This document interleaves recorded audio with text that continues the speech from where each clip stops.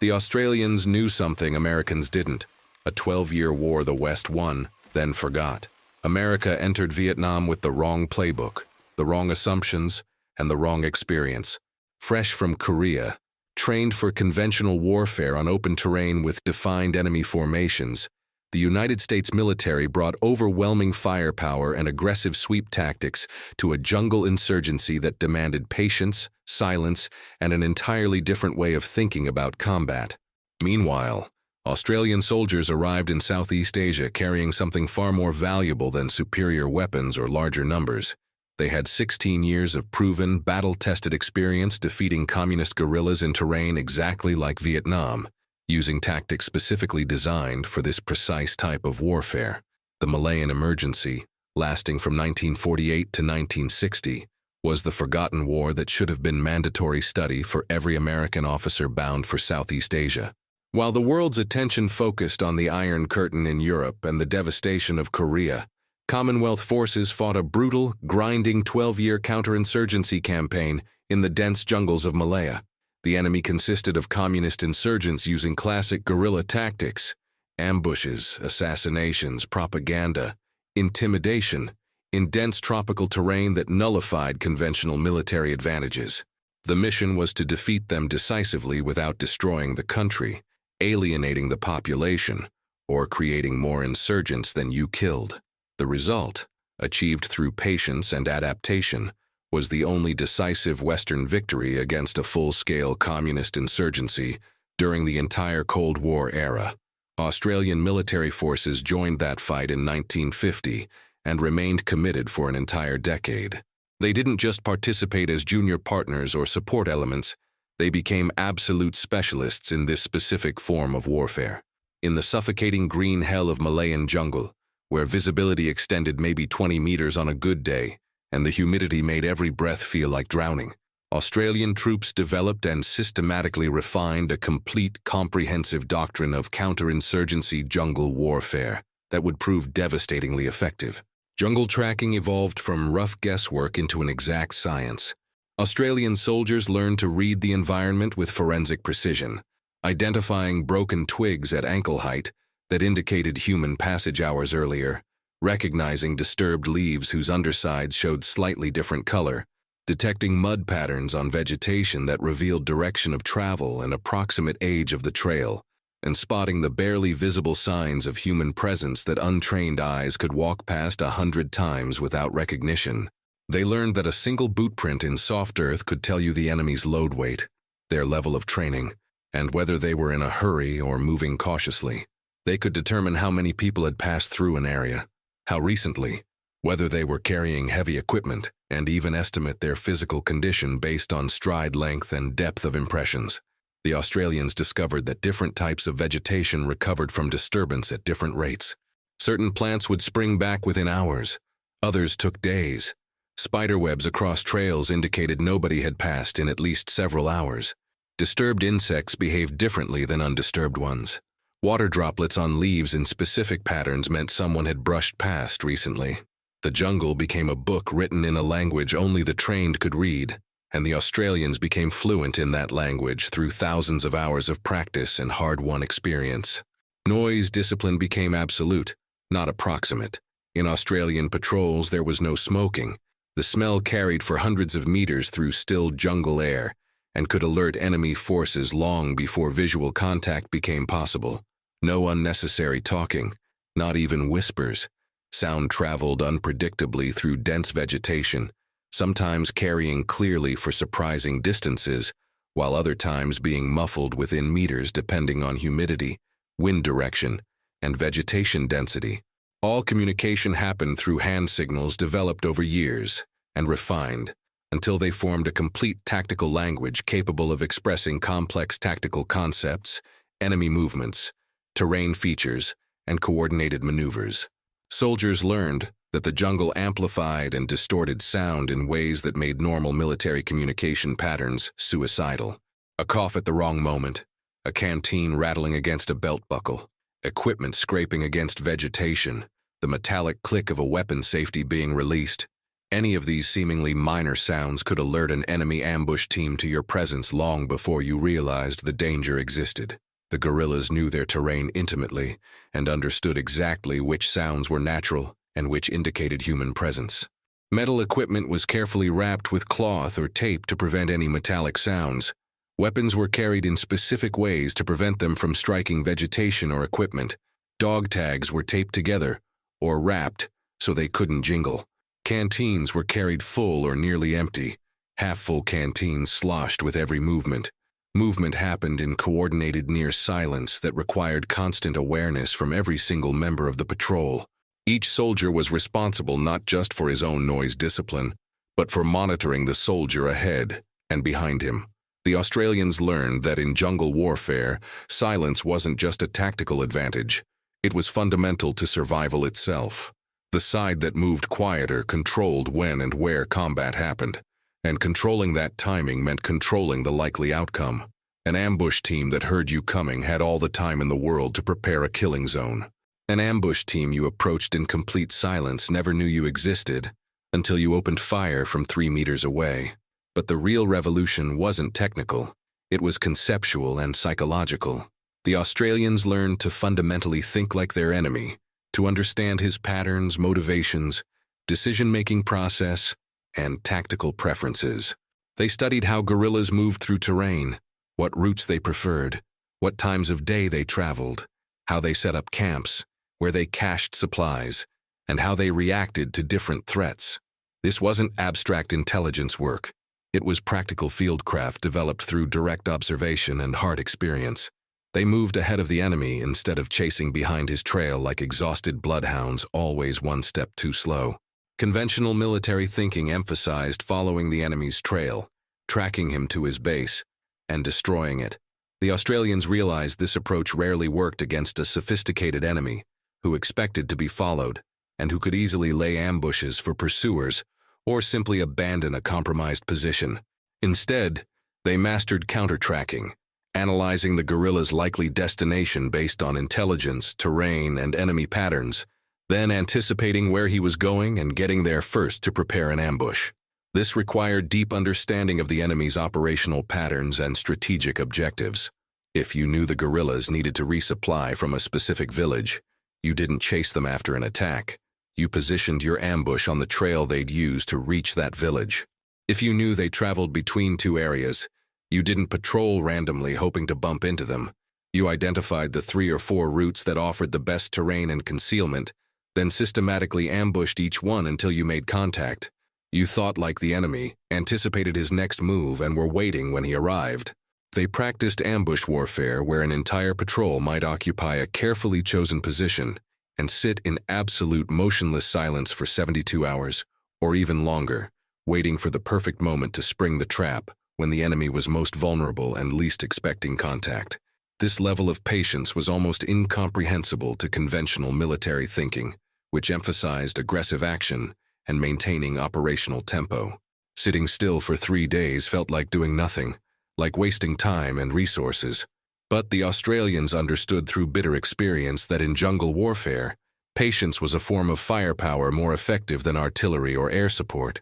One perfectly executed ambush after 3 days of disciplined waiting could kill or capture an entire enemy squad, seize valuable intelligence materials and equipment, and create psychological impact that made the guerrillas afraid to move through their own territory. That same 3 days spent on aggressive patrols that announced your presence would typically result in 0 contact because the enemy simply avoided you, or possibly result in walking into an enemy ambush that cost you casualties while the guerrillas escaped.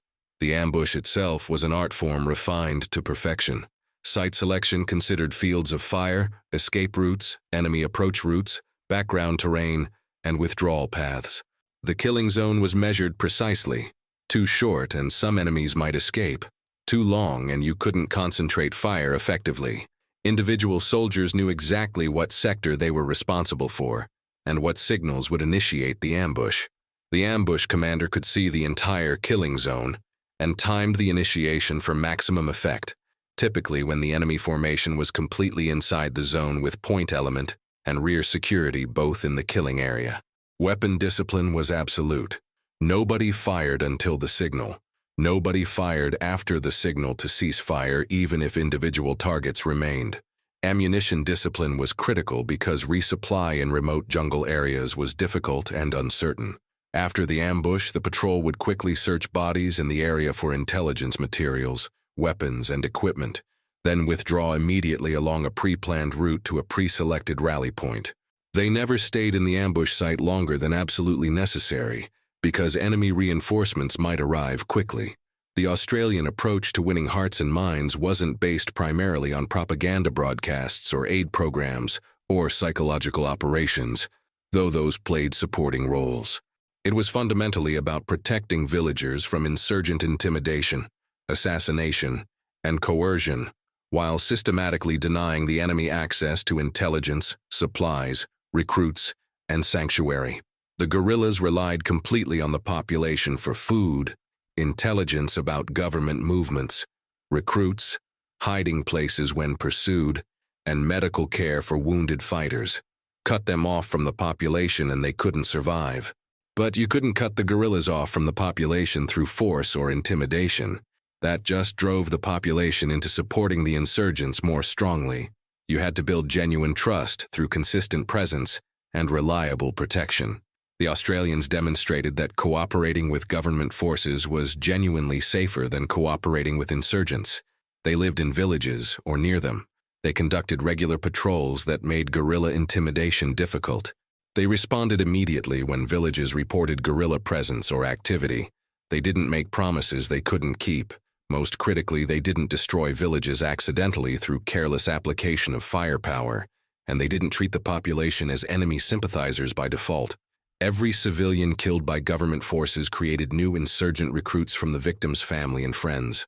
Every village destroyed created dozens of displaced, angry people who had nothing left to lose. The Australians had learned in Malaya that you could win every tactical engagement and still lose the war if you turned the population against you. Intelligence gathering became increasingly effective as trust developed. Villagers began reporting guerrilla movements, supply caches, planned attacks, and recruiting efforts. This intelligence allowed Australian forces to position ambushes with devastating accuracy. The guerrillas found themselves operating in increasingly hostile territory, where their movements were reported and their safe havens were compromised. The insurgency, which relied on the population as both support base and camouflage, found itself increasingly isolated and vulnerable. By 1960, after 12 years of sustained, patient, intelligent operations, the Malayan insurgency was comprehensively defeated, not contained behind borders, not temporarily suppressed until government forces withdrew, not driven underground to await better opportunities, actually thoroughly, conclusively defeated as a military and political threat. The communist guerrillas who survived either surrendered to government forces, fled to exile in neighboring countries, or abandoned the armed struggle entirely and attempted to reintegrate into civilian society. The Malayan Communist Party, which had fielded thousands of fighters and controlled significant territory, was reduced to irrelevance. The Australians and their Commonwealth partners had proven beyond any reasonable doubt that communist guerrilla warfare, even when supported by sophisticated political organization, external support, favorable terrain, and backing from a significant portion of the population, could be systematically beaten through properly applied counterinsurgency doctrine combined with patience, cultural sensitivity, and realistic objectives. They had the complete doctrine documented in training manuals and after-action reports. They had extensive practical experience across multiple units and hundreds of officers and soldiers. And most importantly, they had conclusive evidence of success. They had actually won. America inexplicably and tragically ignored virtually all of it. When the United States dramatically escalated its military commitment to Vietnam in the mid-1960s, sending hundreds of thousands of American troops into combat and committing enormous resources to the war effort, it brought a military doctrine and tactical approach optimized for an entirely different type of conflict. The most recent major American combat experience was Korea, 1950 to 1953. A largely conventional conflict fought primarily in mountainous terrain with clearly defined front lines, massed enemy formations attacking in human wave assaults, and traditional military objectives like capturing and holding key terrain, and destroying enemy units in decisive battles. That Korean War experience, rather than being merely irrelevant to the challenges America would face in Vietnam, was actively counterproductive. It taught exactly the wrong lessons for the war America was about to fight. Korea had reinforced American confidence in firepower superiority, in aggressive offensive action, in measuring success through body counts and territory controlled. It had demonstrated that American industrial capacity and logistics could sustain massive military operations indefinitely. It had shown that American forces could absorb significant casualties and continue fighting effectively. All of these lessons were not just irrelevant to Vietnam, they were actively misleading and dangerous. American military doctrine in Vietnam, at least in the crucial early and middle years before some adaptation occurred, emphasized search and destroy operations, large-scale sweep operations designed to find enemy forces wherever they were hiding, fix them in position through superior firepower and mobility, and annihilate them with overwhelming applications of artillery, air support, and aggressive infantry assault. Military commanders at all levels measured operational success primarily through body counts of enemy killed and territory controlled or cleared of enemy presence. After-action reports focused on enemy casualties inflicted, weapons captured, and ground covered. The implicit strategic assumption underlying all American operations was straightforward and seemed logical based on historical experience. Superior American firepower, mobility, technology, and logistics would eventually break the enemy's will to continue fighting, find them wherever they hide, kill more of them than they can possibly replace through recruitment and infiltration, demonstrate that continuing the fight is futile, and they'll eventually quit and negotiate on favorable terms. This approach had worked against Germany and Japan. It had worked reasonably well in Korea once the war stabilized. Why wouldn't it work in Vietnam against a much weaker enemy with far fewer resources? The fundamental problem wasn't just tactical, it was conceptual at the deepest level. Search and destroy doctrine required movement to contact, which meant deliberately provoking enemy engagement by patrolling aggressively through likely enemy operational areas and conducting sweeps through territory where intelligence suggested enemy presence.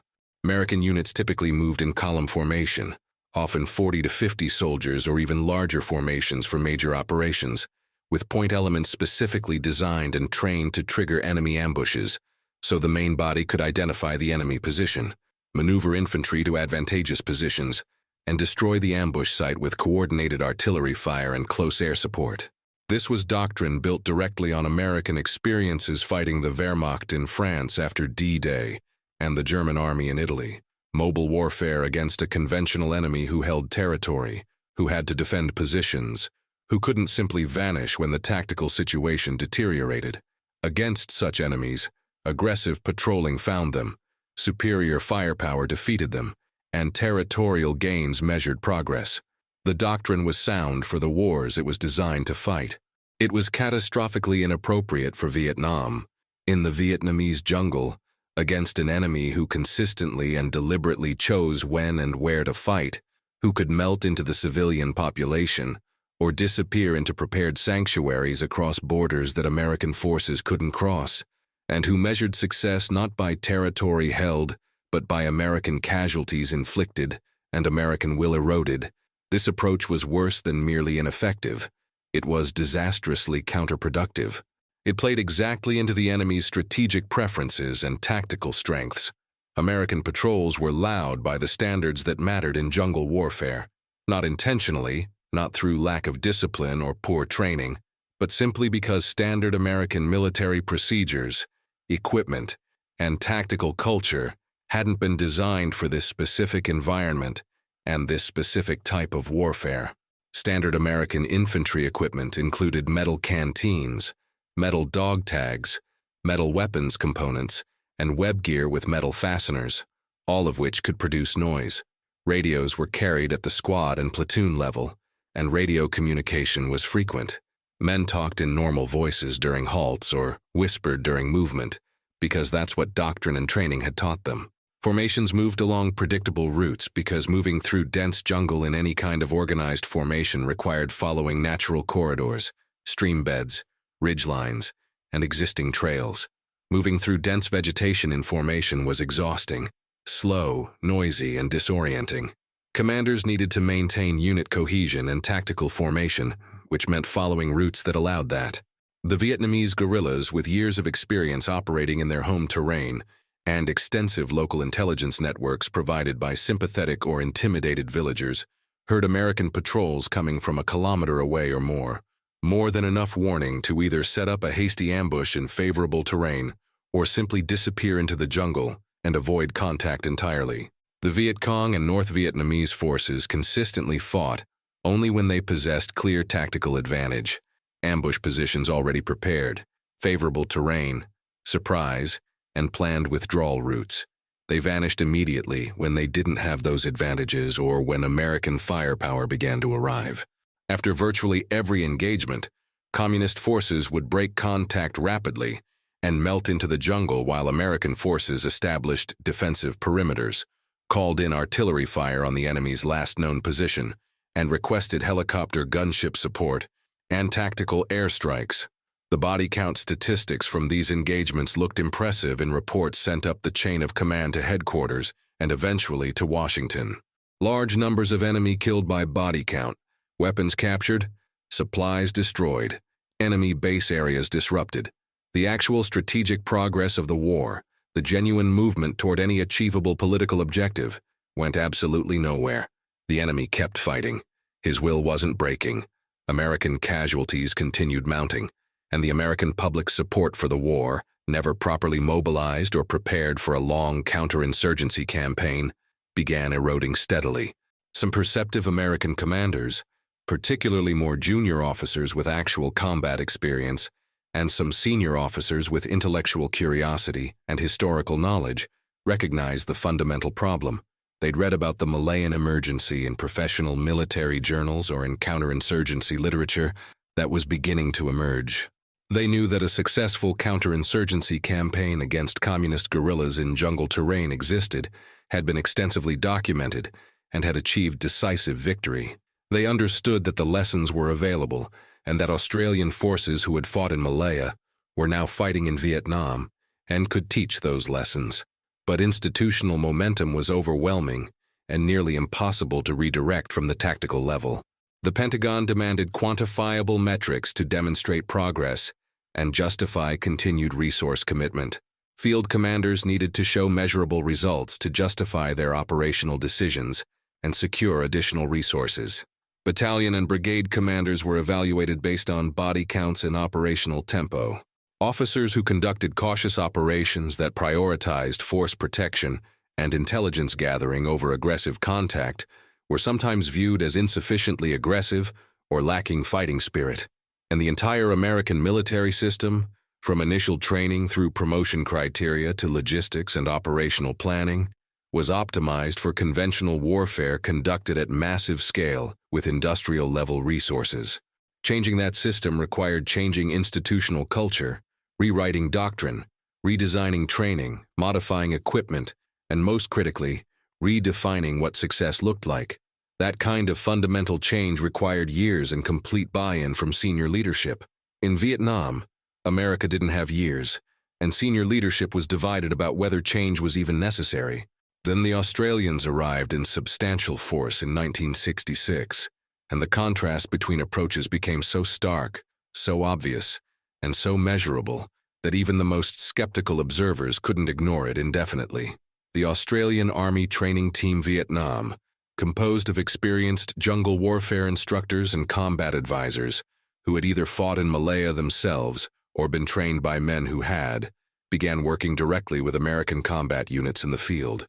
Their mission was officially to advise and assist, but in practice they were teaching Americans how to fight the war they were actually in, rather than the war their doctrine prepared them for. The early interactions were frequently tense and sometimes openly hostile. American officers, proud of their service's traditions and confident in American technological and firepower superiority, were deeply skeptical of foreign advice, particularly from a smaller military with fewer resources. The attitude, rarely spoken aloud but evident in actions and decisions, was straightforward. Why should we adopt slow, cautious, sneaking around tactics when we have overwhelming firepower superiority? Why wait 3 days for a single ambush when we can call in B-52 strikes that obliterate entire grid squares? Why learn primitive tracking skills when we have helicopters and aerial reconnaissance? We're America. We don't sneak around, we attack. The Australian answer, delivered with diplomatic phrasing but brutal underlying honesty, was simple and unanswerable.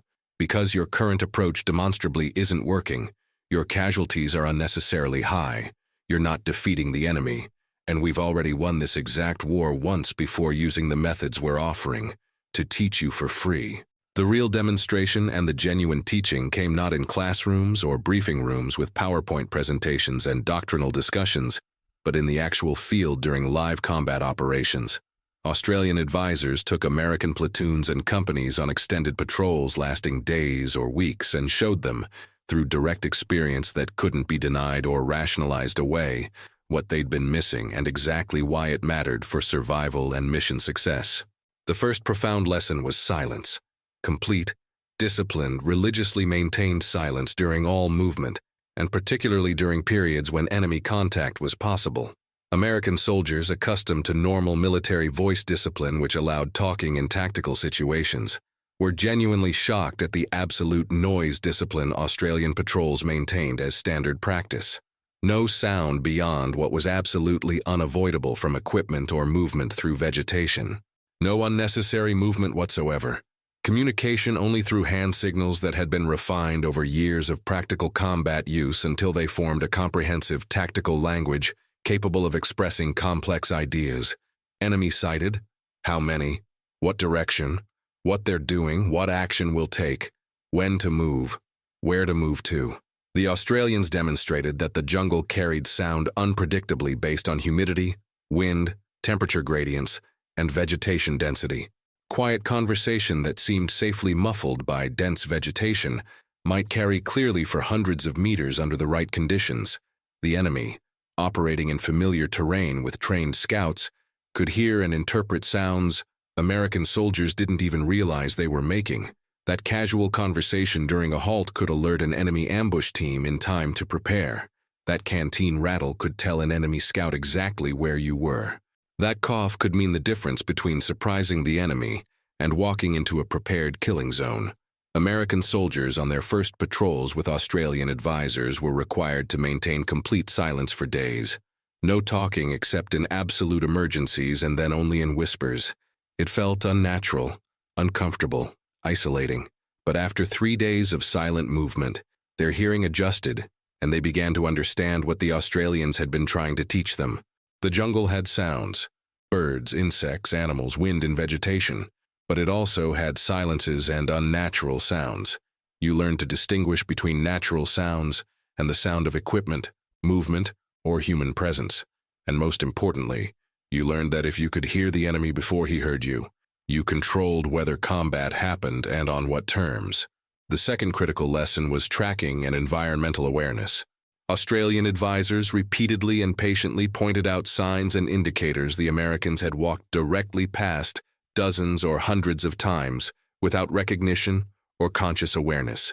Enemy trails worn almost invisible through careful and disciplined use. Supply cache sites concealed with natural materials that looked like normal jungle until you knew what to look for. Enemy movement patterns that became obvious once you understood the indicators but were completely invisible to untrained. Observation, signs of recent campsites, evidence of water collection, marks indicating where supplies had been dragged through underbrush. The jungle, which had seemed to American troops like hostile, undifferentiated chaos full of danger but devoid of useful information, revealed itself to be a landscape full of readable information when viewed through properly trained eyes with the right conceptual framework.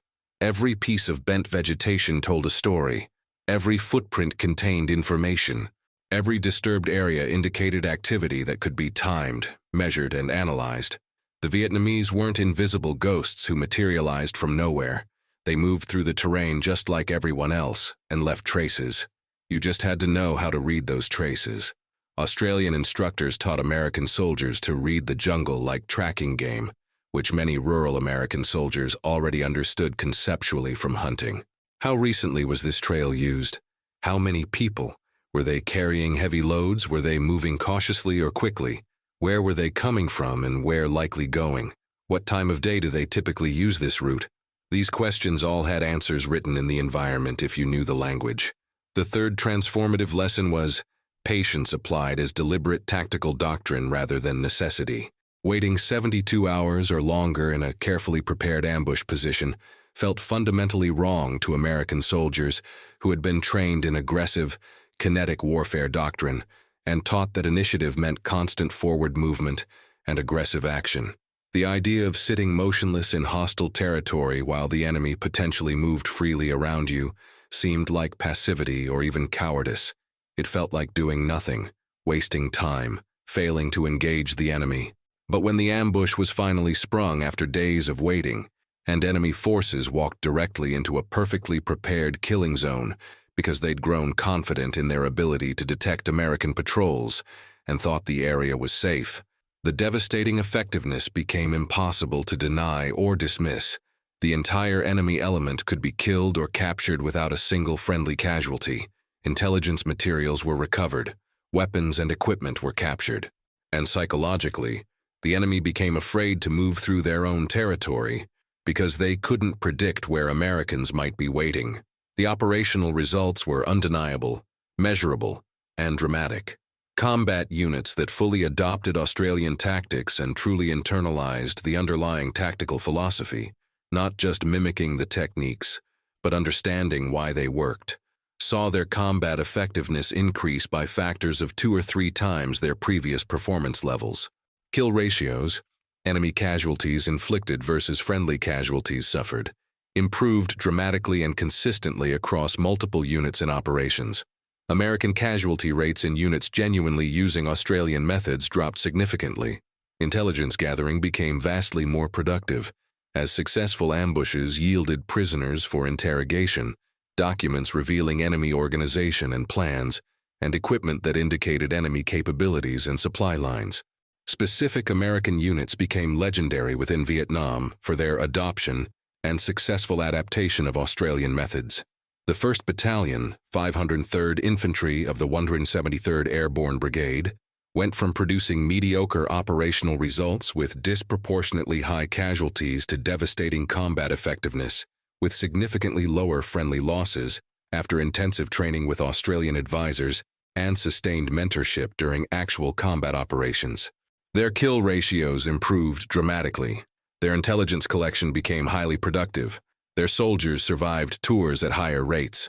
Individual American soldiers like Staff Sergeant Mike Brennan became passionate converts and vocal advocates for Australian methods, voluntarily extending their combat tours specifically to master the techniques more completely and to teach them systematically to newly arrived American units who lacked experience.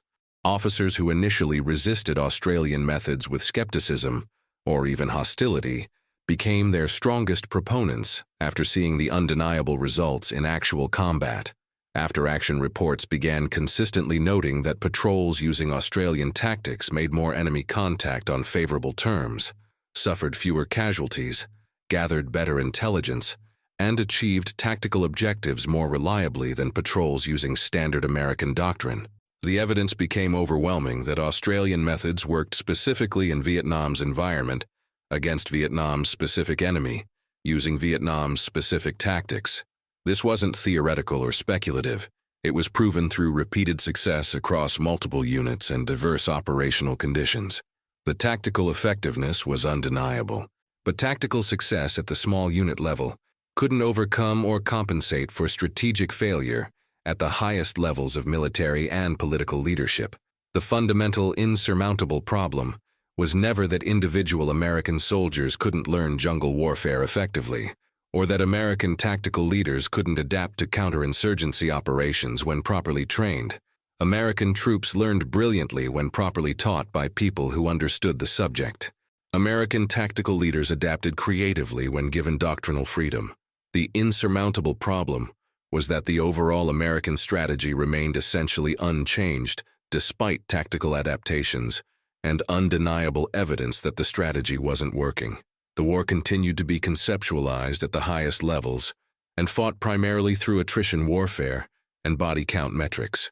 Strategic political objectives remained unclear, contradictory, and constantly shifting based on domestic American politics rather than achievable military objectives. And the enemy's will to continue fighting despite horrific casualties was consistently and catastrophically underestimated by American intelligence and political leadership. The Tet Offensive in early 1968 proved this point with brutal, undeniable clarity that shocked American military leadership, American political leadership, and the American public. American and Australian military forces utterly crushed the attack from a tactical and operational standpoint. Units specifically trained in Australian counterinsurgency tactics performed exceptionally well during Tet, maintaining discipline and combat effectiveness even during surprise attacks in urban terrain that required different skills than jungle operations. The Viet Cong and North Vietnamese forces suffered genuinely catastrophic casualties, losses so severe that the Viet Cong never fully recovered their combat effectiveness, and the North Vietnamese army had to assume an increasingly dominant role in all subsequent major combat operations. By every traditional military metric, casualties inflicted on the enemy, territory held, enemy units destroyed, tactical victories won, Tet was an overwhelming Allied military victory that should have demonstrated American and South Vietnamese military dominance conclusively. And yet Tet simultaneously revealed with perfect clarity that tactical excellence and even operational military success meant absolutely nothing without strategic coherence and realistic, achievable political objectives backed by sustainable public support. The American public, watching television coverage showing enemy forces attacking seemingly everywhere simultaneously, including the American Embassy compound in Saigon itself, saw through the optimistic metrics, body count statistics, and official assurances of progress. The war clearly wasn't being won in any meaningful strategic sense. It was being endlessly managed at enormous cost in American lives, American resources, and American domestic stability. And that cost, measured in dead American soldiers and billions of dollars, was rapidly becoming politically unbearable and unsustainable. Here lies the most bitter irony and the most tragic lesson of the entire American experience in Vietnam. Australia had already demonstrated, conclusively and decisively, exactly how to win this specific type of war against this specific type of enemy in this specific type of terrain and environment. In Malaya during the emergency, Australian forces had faced communist insurgents operating in tropical jungle using sophisticated guerrilla tactics, backed initially by a sympathetic or intimidated portion of the population, supported by external communist powers, and fighting on familiar home terrain. They'd systematically developed the complete tactical and operational doctrine, implemented it patiently and consistently over 12 years despite setbacks and difficulties, adapted intelligently when methods didn't work, and ultimately won decisively and conclusively with the insurgency completely defeated. The comprehensive lessons were documented and readily available in military journals, official reports, and training manuals. The practical experience was accessible through Australian military personnel who had fought in Malaya and were eager to share knowledge. American commanders could have, should have, and in some cases did study Malayan emergency doctrine in depth. They could have incorporated its lessons into American operational planning, training, and strategy formulation before committing hundreds of thousands of American troops to combat in Vietnam. The doctrine was there. The knowledge was available. The successful example existed. They didn't use it systematically or at the strategic level, and the reasons why constitute a separate tragedy of institutional inertia, strategic blindness, inter-service rivalry, and political constraints. The cost of that failure was measured in tens of thousands of American lives and hundreds of thousands of Vietnamese lives. And perhaps most tragically, the crucial difference between Australian success in Malaya and American failure in Vietnam wasn't primarily tactical or even operational. Australian soldiers weren't inherently superior warriors to American soldiers. The Americans who learned Australian methods performed just as effectively. The fundamental difference was strategic and political at the highest levels. In Malaya, the ultimate strategic objective was crystal clear from the very beginning and remained consistent: defeat the communist insurgency completely, while protecting Malayan independence and supporting eventual self-government under a non-communist government friendly to Western interests. The strategy was unified across all military and civilian agencies operating in Malaya. Everyone worked toward the same objective using coordinated methods. The commitment to patience was institutional and consistent, with realistic timelines and expectations. Resources were adequate, but not overwhelming. The use of force was calibrated to achieve objectives without creating more enemies than you killed. The definition of victory was clear, measurable, and achievable. And perhaps most critically, the colonial power was willing to grant independence to Malaya, which undercut the insurgents' nationalist appeal. In Vietnam, by devastating and tragic contrast, the ultimate strategic endgame and definition of acceptable outcomes were never clearly defined or agreed upon at any level. What exactly was America fighting for? A unified Vietnam under a non-communist government? A permanently divided Vietnam with the South protected? A South Vietnamese government stable enough to survive without American support? A regional demonstration of American will and credibility? These objectives were never clearly prioritized or reconciled. Military strategies pursued by different commanders in different regions frequently conflicted with each other, and with diplomatic initiatives being pursued simultaneously. Political constraints severely hampered military operations in ways that made operational success nearly impossible. American forces couldn't pursue enemies into sanctuaries in Cambodia, Laos, or North Vietnam above certain latitudes, couldn't permanently occupy and pacify territory because there weren't enough troops, couldn't implement effective population control measures because they were politically unacceptable. Different American government agencies pursued contradictory objectives using incompatible methods. The military pursued attrition. The CIA pursued covert operations. The State Department pursued negotiations. The White House pursued domestic political objectives. And the South Vietnamese government pursued its own survival above all else, often in ways that undermined American objectives. American public patience, never properly prepared, mobilized, or honestly informed about what the war would require in time, casualties, and resources, predictably ran out before military success became remotely possible. And the enemy, far from having limited will and breakable morale as assumed, proved willing to absorb casualties that would have broken any Western military while continuing to fight for objectives they valued more than peace on unfavorable terms.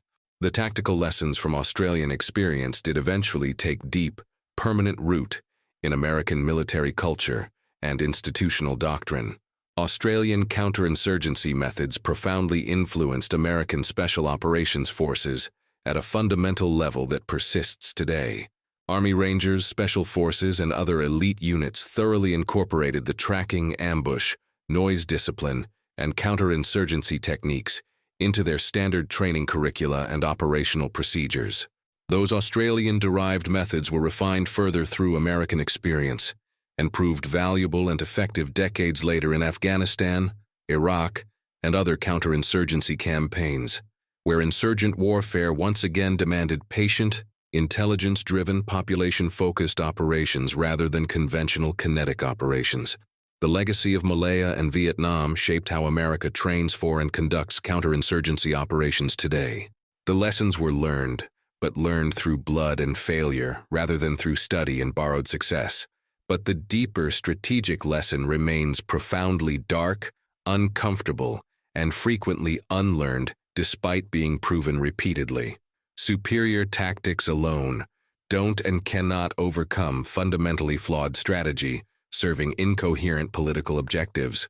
You can achieve absolute perfection in the tactical art of jungle ambushes and small unit counterinsurgency operations, while still comprehensively losing the war at the strategic level because tactics serve strategy, not the reverse. Perfect execution of operations that serve no coherent strategic purpose connected to achievable political objectives achieves nothing except casualties and wasted resources. The jungle environment doesn't care about technological superiority, firepower advantages, industrial capacity, logistical excellence, or national will. It rewards patience over aggression, disciplined silence over firepower, environmental knowledge over technological sensors, and above all, clear strategic purpose connected to achievable, clearly defined political objectives. Without that strategic clarity, even perfect tactics accomplish nothing. The Australians learned these lessons thoroughly and systematically in Malaya. Through 12 grinding years of hard combat experience, they arrived in Vietnam ready, willing, and eager to teach everything they'd learned to their American allies. They tried persistently and often successfully to transfer their knowledge to American forces, despite initial resistance and institutional obstacles. And America ultimately learned the same essential lessons, both tactical and strategic. But America learned them in the hardest, most painful, most costly way imaginable, not primarily through Australian instruction and generous knowledge transfer, but through 10 grinding years of mounting casualties, domestic turmoil, political crisis, and ultimate strategic withdrawal without achieving core objectives. The doctrine was sound and proven. The tactical execution became increasingly brilliant as American units learned. But doctrine and tactical execution mean absolutely nothing when strategy serves no coherent political end, and when victory itself has never been properly defined in achievable terms.